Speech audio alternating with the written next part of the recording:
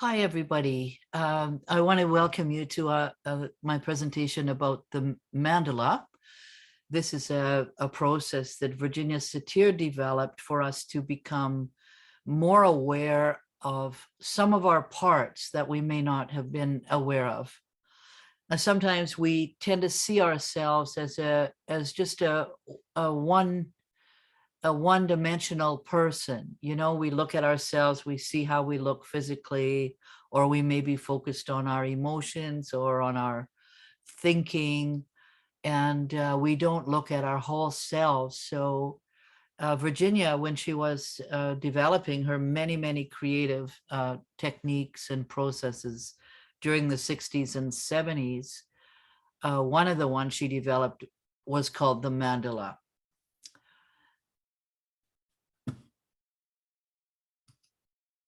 I wanted to show you the mandala today and talk about the mandala because in Canada today, it's National Indigenous Peoples Day. And this is a national holiday for us. It's a day when we recognize and celebrate the unique heritage, diverse cultures, and contributions of First Nation, Inuit, and Métis peoples. Our Constitution in Canada recognizes these three groups as Aboriginal peoples, also known as Indigenous peoples.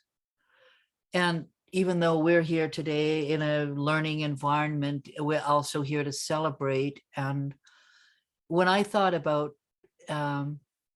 celebrating on National Indigenous Peoples Day, my mind went immediately to the circle. And I'm going to talk a little bit more about that later. So the three groups of Aboriginal peoples in Canada share many similarities. They have distinct heritage, language, cultural practices, and spiritual beliefs. And the government of Canada chose June 21st, partly because it's the summer solstice, and because Indigenous peoples and communities have celebrated their culture and heritage on or near this day due to the significance of the summer solstice as the longest day of the year. So I wanted to put in context why I, first of all, to celebrate today and to honor that we are teaching and learning on the land of Indigenous peoples. And here in Whitehorse, it is the land of the Kwalindun First Nation and the Ta'an Kwachan Council. And we honor them as we learn and play and live on their land. A history about the national holiday is, and it starts really in 1982, the National Indian Brotherhood, which became the Assembly of First Nations, called for the creation of a Solidarity Day. And that was a long time, 40 years ago. 1995, a Sacred Assembly of Indigenous and non-Indigenous people chaired by Elijah Harper, who was a very famous First Nations man, asked for a national holiday to honor the contributions of Indigenous peoples. In 1995, the Royal Commission on Aboriginal Peoples recommended that we have a National First Peoples Day. And 5 years ago, on June 21st, our Prime Minister, Justin Trudeau, issued a statement announcing that we're renaming today National Indigenous Peoples Day, and it is now a national holiday for most people in Canada. So because we have people attending and viewing this recording later on from many countries around the world, I wanted to provide a little bit of context for our celebration today. Now, the mandala, as I mentioned, is it begins in a circle, and it's a symbol of many things: continuity, wholeness, balance, and containing everything necessary.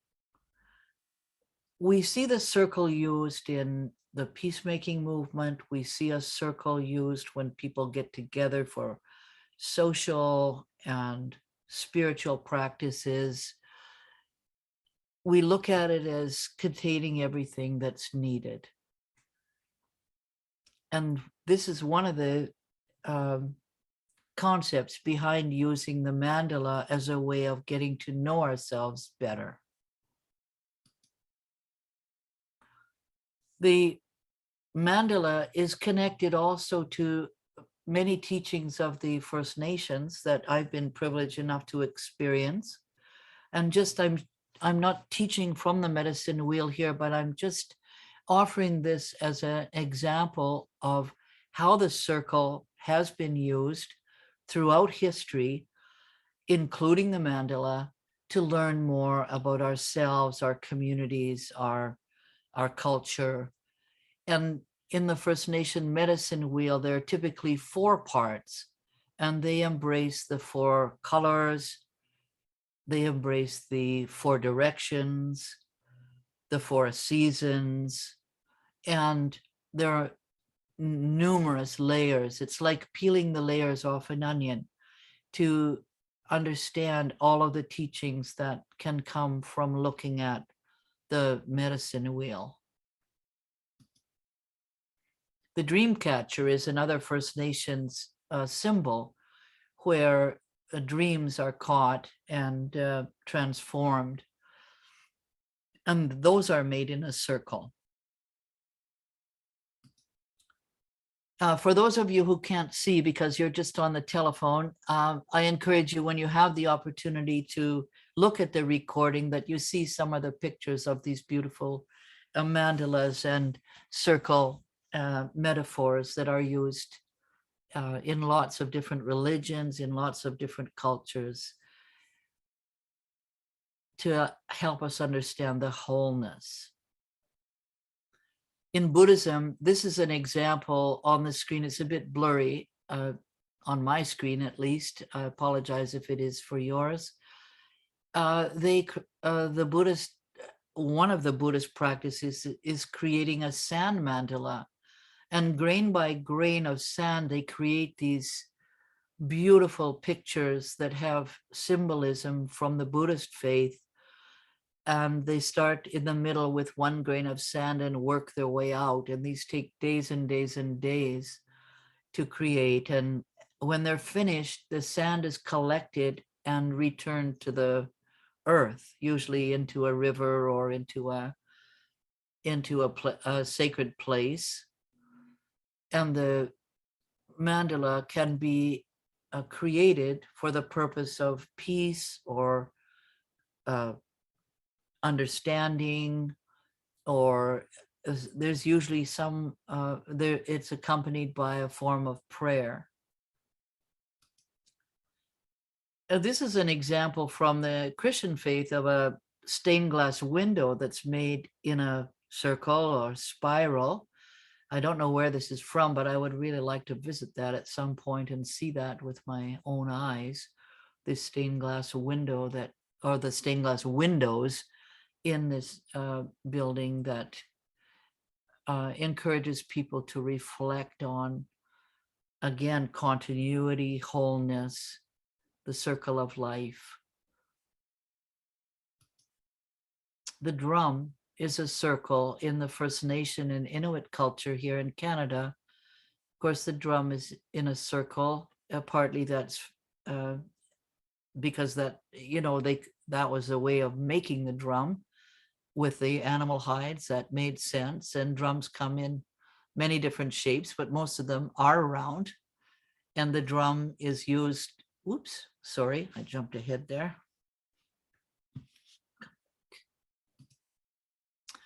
Yeah, the drums are used in many cultures to create a spiritual experience, to be encouraging, and to allow people to go deeper into themselves in a spiritual way. So this is just a little bit of background context for where the mandala comes from, where creating a metaphor comes from, why the mandala is a metaphor for the self. So for those of you who have access, I'm going to give you a minute just to get a piece of paper out. That's all you need for this exercise. And if any of you are artists or have big pieces of paper around, you might want to use a big piece of paper, but you can just use any piece of paper for now, just to get an experience of working with your own mandala. And there's many different ways to do it. We're going to explore using just a paper one today, but you can use role players and get, if you're working with a group of people, you can ask people to role play the different parts of the mandala. And there's 8 parts. So if you have a group of at least 8 people, you can make a physical representation or a sculpture of a whole person. And when a client or a star is looking at a sculpture of their own mandala and how the parts interact with each other, it's very illuminating. You learn a lot about yourself by looking at this. And actually the role players who role play the different parts learn a lot about themselves by doing it. You can also use stuffed animals to create mandala. You can use collage. You can use a collection of rocks or shells to make a collage. There's many different ways you can use your creativity and your artistic spirit to invent many other things, ways to use the mandala as a structure for coming to understand yourself a little bit more. Here's an example of some students I was training in the use of the mandala, and they were creating their own mandalas with the stuffed toys. This is a group in Bahrain, in the Middle East, that I was working with. And you can see they've got a collection of animals and they're placing them beside each other, away from each other, laying on their side. You can see the little camel there laying on its side. There's little a little parrot here sitting on top of some of the other animals. So this would have meaning for the person who is creating the mandala with the stuffed toys.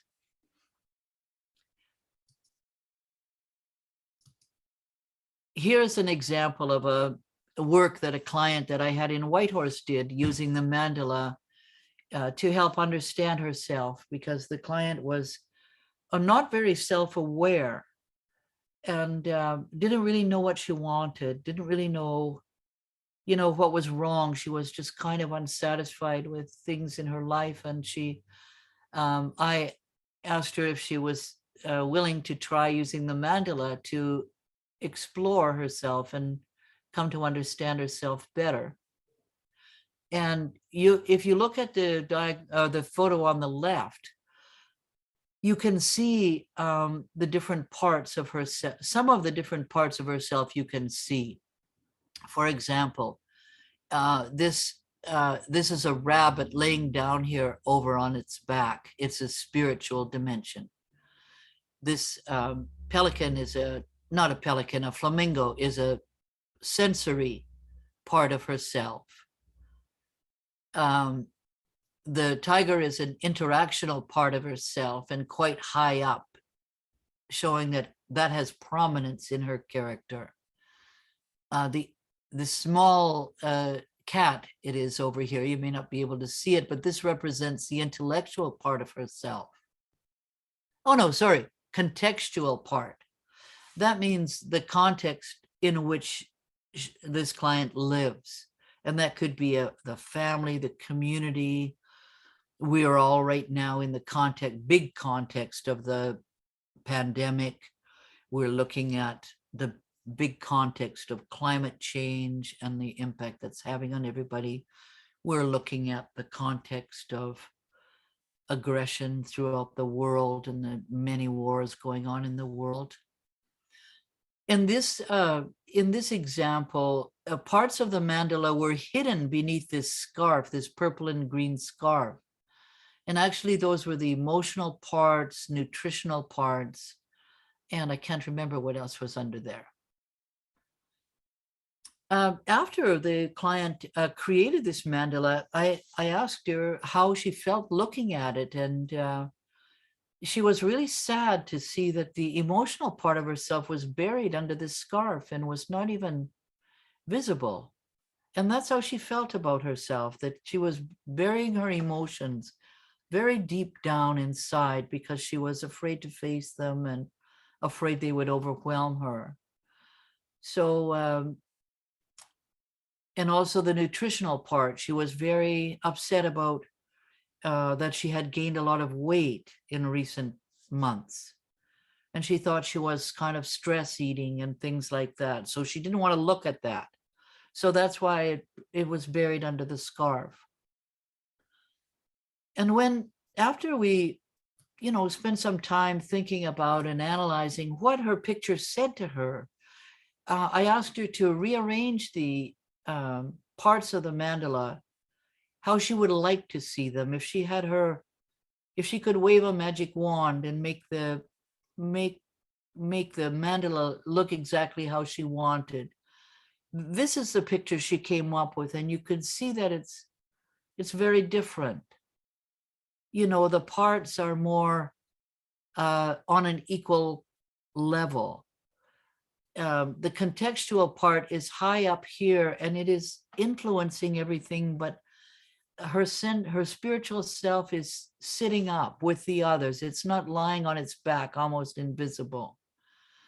The nutritional part, which she represented by this box of Macintosh caramels, you can see it. It's quite prominent. The sensory part is right at the front and center. She wanted to bring more beauty and more, use her senses more. To her, that meant spending more time in nature. It meant, listening to music as a way of soothing herself when she got upset. And her other parts are out here at a much more equal level than they were over here. And nothing is buried under a scarf or hidden away. So I just offer you this as an example of something that you can do if you have access to stuffed animals. You can do this for yourself too. But I thought today we're going to do the most simple form, which is going to be with a paper and a pen or pencil, or and you can, if you find you get something out of doing this exercise, you might want to do it in a little more detail later. You might want to use paints or pencil crayons or crayons even, and play. So I'm going to give you the directions, and then I'm going to switch to another format so that you can, those of you who can see what I'm showing are going to see how you can do it using a format called Google Slides. And hopefully I'll be able to share this with you, and we can kind of work along together. So the first thing you need to do is to get a piece of paper and, divide the piece of paper in two and create a circle on each side of the paper. And you can either divide into each part into 8 parts, either circle into 8 parts, or you can just don't divide it. You don't have to divide it. But and the label, if you do divide it, cut it up into like a pie, you can do that if you want, if you like the order of that. Some people like more freeform art. But you can label the parts physical, which that refers to our physical being. So it's our body inside and out. It's our appearance. It could be our ability, disability, anything like that we might that might fit into that part. The intellectual part is our thinking part. that's where we use our beautiful brains to to analyze, to think, to process. It's where we can develop beliefs and opinions. It's where we use our beautiful brains to uh, engage in any intellectual activity. The third part is emotional, and this is to do with our feelings. Whatever feelings are prominent, or how we accept or reject our feelings. Whether we're, when you're looking at this part, you might think of a consistent feeling that you have. Maybe you experience depression. Maybe you experience anxiety. Maybe you experience great joy. Maybe you have exciting events coming up and you're really hopeful. Emotions, they are neither good nor bad. We really encourage you to look at your feelings without judgment. The fourth part is, and these are in no particular order, is our spiritual part. This is the part of us that may be connected to some kind of force that is bigger than us as individual. For some people, it might be religion. For some people, it might come through their culture. For some people, it might come through nature. Or wherever we are connected with that, a sense of a creator, or a sense of that there is something bigger than ourselves out there. And whatever that might mean to us. Whether we have a strong spiritual belief or whether we don't. Again, these are neither good or bad. There's no right or wrong. It's all part of our understanding ourselves and what we're made up of. The contextual part I spoke about a little bit, and that's the context we live in. We have a family context. We have a community context. We have a state or a territorial context. We have a hemispheric context. We have a urban, rural context. We have mountains, prairies, lake, rainforest, desert context. You can look at the context. We have an historical context. Whatever affects you from the world around you, whether it's geographical, environmental, historical, whether it's political or social, whatever it means to you. And it is going to be different for every one of us. And after we finish the presentation and when we're not recording anymore, I encourage all of us to share with each other a little bit about our mandala and the context, as well as the other parts that are have meaning to us.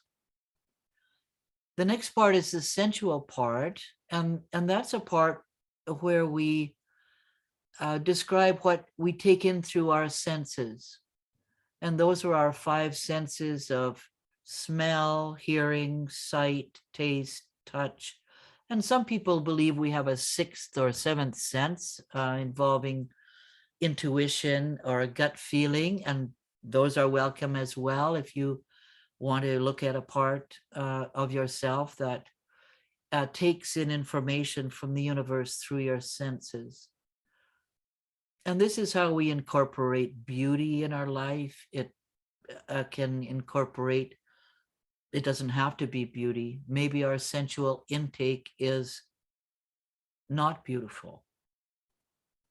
Maybe we live in a place where we have a very distracting, unbeautiful information coming into our senses. It could be different for all of us. The seventh part is called interactional. And this refers to how we are in our interactions with other people.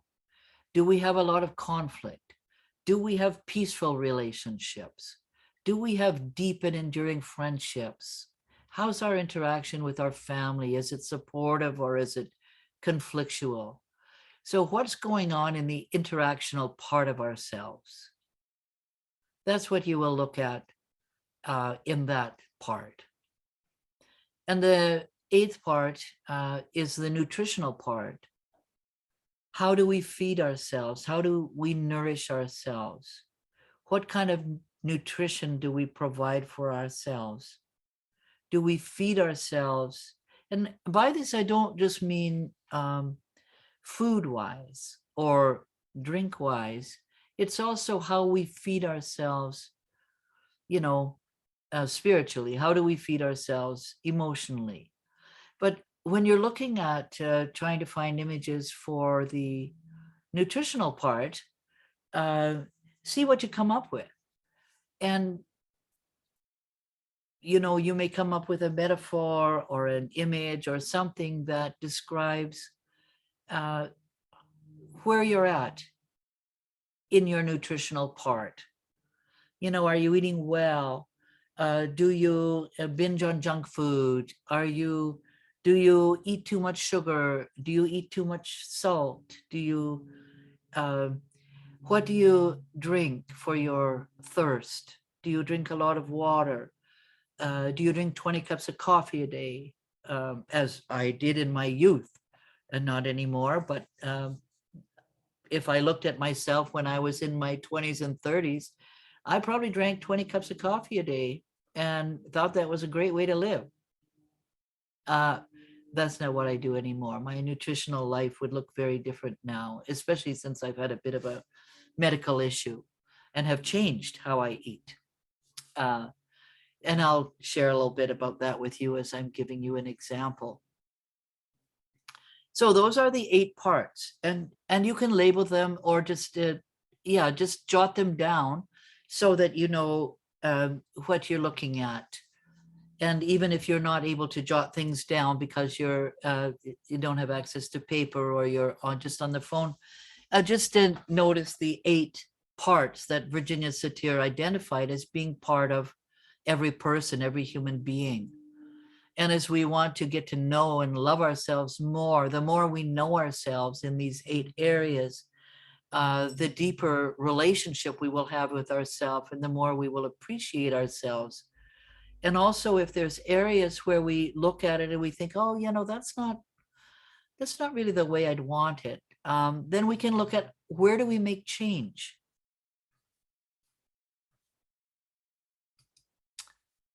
Okay, so once we've done that part, we've got our circles drawn on the, we're going to do 2 circles because we're going to look at how are you now? And the second part is, how would you like to be if you could wave a magic wand and have the mandala that you would choose? So we're going to have the before and after, or the now and the after, if we have time. And again, just for now, because we want to have a lot of time to talk about the mandala and ask questions and share with each other. Just for now, I'm just asking you to choose images for each part. You can use metaphors. And for those of you who may not be familiar with metaphors are just an image. It's for example, an image or a metaphor for world peace might be the olive branch. A metaphor for perfect harmony might be the band Crosby, Stills, Nash and Young, if that means anything to you, or the Beach Boys, or the Beatles singing in perfect harmony. You can go anywhere with this. There's no rules. So a metaphor is just a symbol that might represent to you. It doesn't have to represent it to anybody else, but if it represents to you a certain quality or a certain aspect, use it. It could be a word. It could be a song. It could be a book or a movie title that you use as an image, as one of your, to describe one of your parts. Any kind of image is fine. And if you had more time or you wanted to do this again, you could cut out pictures from magazines and make a collage. I've used this exercise with lots of students, and it's something they really love to do. And once they glue all these images onto their mandala, every person comes up with a beautiful picture. And as if we go around the room and look at each other's pictures, we can imagine what that person meant. And then if the person has a chance to actually explain their mandala to us, we can really come to a deeper understanding about that person and how they see themselves and how they feel about themselves. So this is what I'm going to ask you to do, and to look at your mandala without judgment. This is not to put blame on ourselves or to criticize ourselves. It's just to look at what is, and to use acceptance and self-compassion, and knowing that none of us are perfect. We're human beings. We have areas where we could get better, even though we're perfect in every way right now as we are.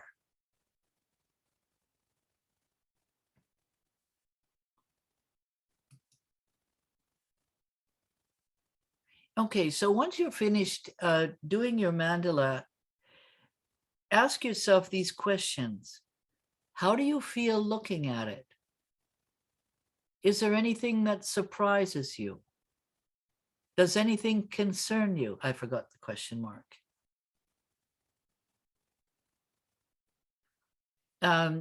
You know, what do you learn from it? What is,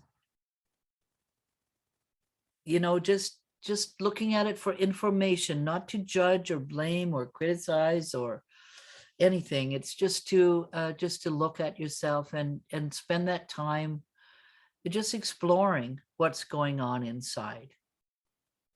So I'm going to encourage you to start doing that now. And as you do it, I'm going to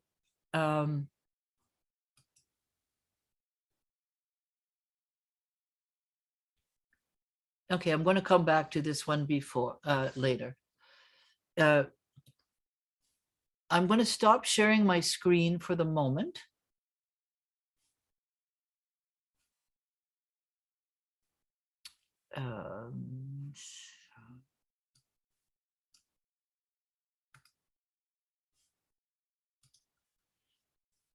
Okay, and I'm going to come back on here, and I'm going to look for, I want to give you time to do this, but I also want to demonstrate how I might do mine for myself. And I'm just going to quickly show you this.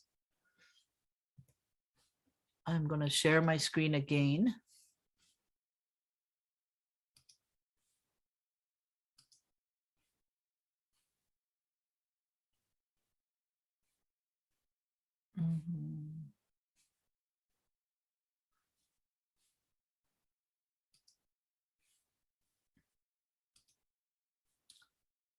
Okay, I hope you can see my screen here that has got 2 circles on it.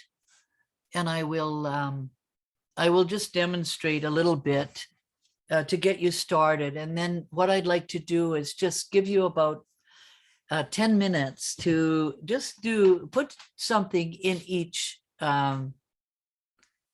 section. So for example, I mentioned that I've had a bit of a medical issue going on lately, and so I have changed some things about how I eat. And one thing that's happened is that I've been paying much more attention to my nutrition. For example, I've stopped eating extra salt. I have really watched my intake of sugar, and I have avoided certain foods which may have been causing me some difficulty. So my nutritional part is really prominent in my circle right now. And I've given it a bright pink color here because it's on my mind all the time. Another part of me, if I look at my physical part, I'm going to bring this over here. This is oops. Sorry. I made a mistake there. Several mistakes. Okay. Just have to move this back. Delete that. The nutritional part, I'm going to add on the physical part. And I'm just going to put this as a triangle for the moment. The physical part of myself is very, very important to me too right now, because as I said, I had some medical issues which had to be attended to. So they were, and I'm gonna, in this, using Google Slides here, I can add color. And so I'm going to give them a dark color, oops, and I'm gonna bring it down. No, I'm gonna take that off. I just wanted to put the color onto this part, this physical part here.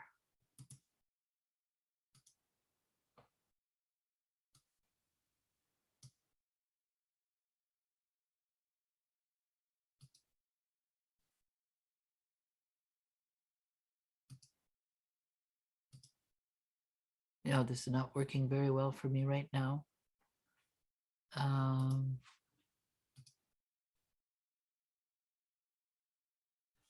Transparent. Okay. I've got lots of little things just piled on top of each other here. Okay, so this, if this is my physical part,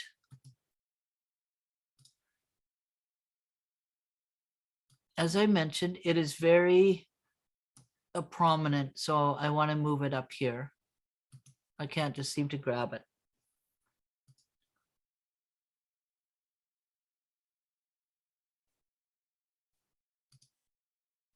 Okay.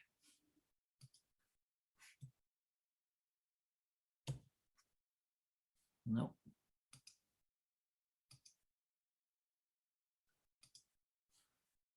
Okay. That is not working. I'm going to try it a different way.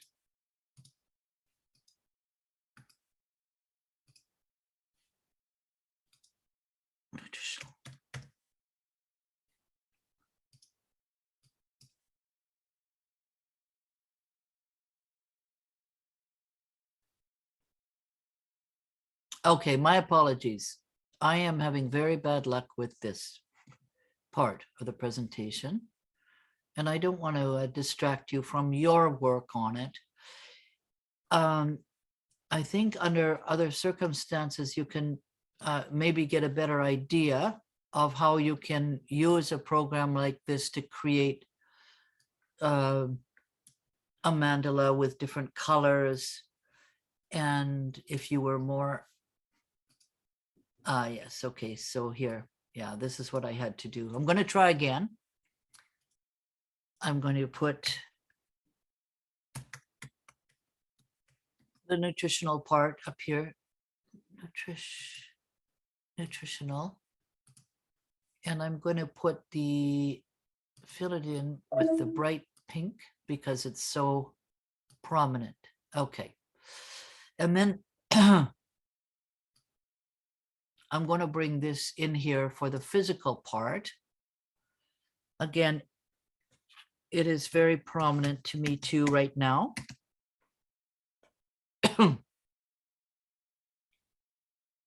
I would say that the um,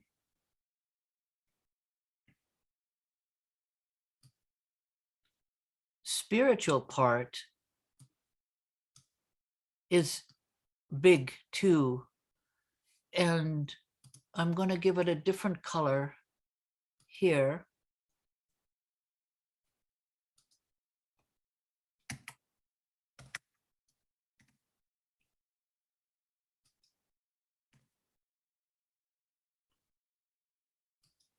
The spiritual part here. And I would think of an image that might come to me about the spiritual part of me. I had the image of a bird for some reason. And I think what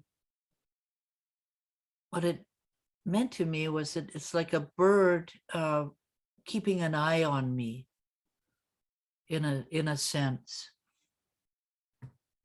And nutritional, the images that come to me are fresh fruit.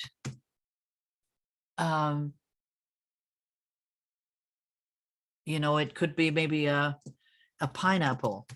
For some reason, I've been drawn to pineapple so much lately. So those were some words or images that might come in there. And the physical, a word that comes to me is fragile. If I spell it properly, fragile. You know, that there's an element that feels fragile, which is not a familiar feeling to me. I'm used to feeling very strong and almost invincible, oddly enough. So these are just some examples of, you know, something that I could bring from my life, and that might help you get started if you're having any difficulty on that. Just ignore the parts on the left. If I'm thinking about now, and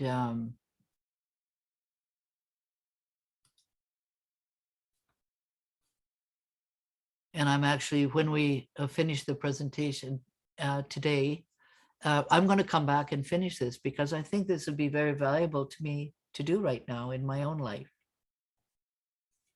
But what I'd really like to do now is I just want to check in with everybody and